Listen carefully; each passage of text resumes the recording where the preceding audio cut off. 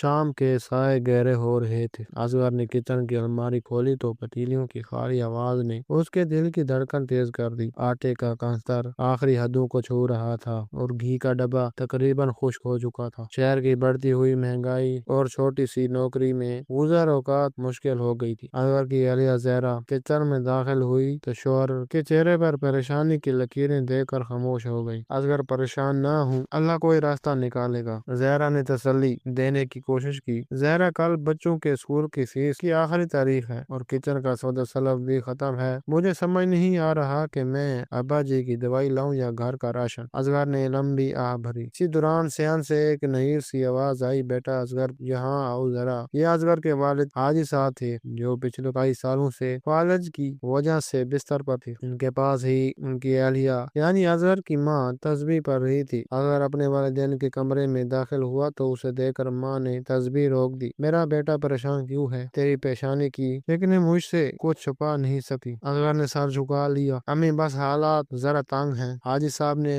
لرزتے ہوئے ہاتھ سے اصغر کا ہاتھ تھاما۔ بیٹا، جس رب نے تمہیں آج تک کھلایا ہے کیا وہ کل بھول جائے گا؟ یاد رکھو، ہم بوڑھے اس گھر پر بوجھ نہیں بلکہ اللہ کی رحمت کا سایہ ہے۔ جس گھر میں بڑوں کی عزت ہوتی ہے وہاں فرشتے رزق لے کر آتے ہیں۔ والدہ نے مسکراتے ہوئے کہا، اصغر کچن کی فکر نہ کرو، میرے پاس کچھ پیسے پڑے ہیں جو میں نے وقت ضرورت کے لیے رکھے تھے۔ انہوں نے تکیے کے نیچے سے ایک پرانی پوٹلی نکالی۔ نہیں امی، یہ آپ کی جمع پونجی ہے، میں یہ نہیں لے سکتا۔ اصغر کی آنکھوں میں آنسو آ گئے۔ بیٹا، یہ سب تمہارا ہی ہے، جب تک ہم زندہ ہیں تمہیں کسی کے آگے ہاتھ پھیلانے کی ضرورت نہیں پڑے گی۔ یہ برکت ہمارے پاس تمہاری خدمت کے بدلے اللہ نے بھیجی ہے۔ اگلی صبح اصغر جب گھر سے نکلنے لگا تو ماں نے اس کے ماتھے پر بوسہ دیا اور ایک دعا پڑھی۔ اصغر کا دل ہلکا ہو چکا تھا۔ دفتر پہنچتے ہی اسے منیجر نے بلایا۔ اصغر کا دل دھڑکنے لگا کہ کہیں چھانٹی تو نہیں ہو رہی۔ اصغر صاحب، مبارک ہو، آپ کے پچھلے سال کی محنت اور دیانتداری کو دیکھتے ہوئے کمپنی نے آپ کو بہترین ملازم کا ایوارڈ دیا ہے اور ساتھ ہی 3 ماہ کی تنخواہ بطور بونس منظور کی گئی ہے۔ اصغر کی آنکھوں سے خوشی کے آنسو چھلک پڑے۔ اسے فوراً اپنے والد کی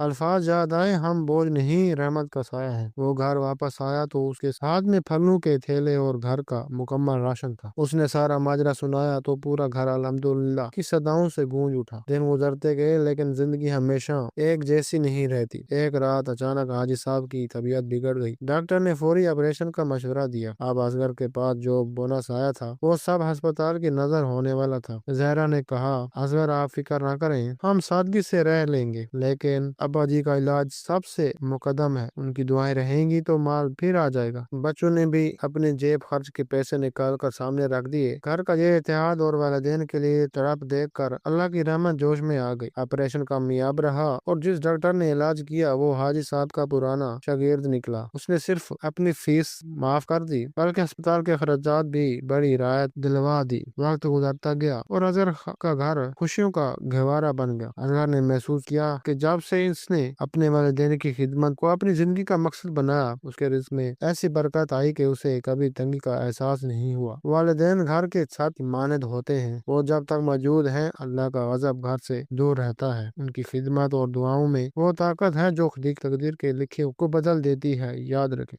برکت زیادہ مال میں نہیں بلکہ والدین کی رضا میں ہے۔ صبر اور توکل ہر مشکل کا حل ہے۔ خاندانی اتحاد بڑی سے بڑی مصیبت کو ٹال دیتا ہے۔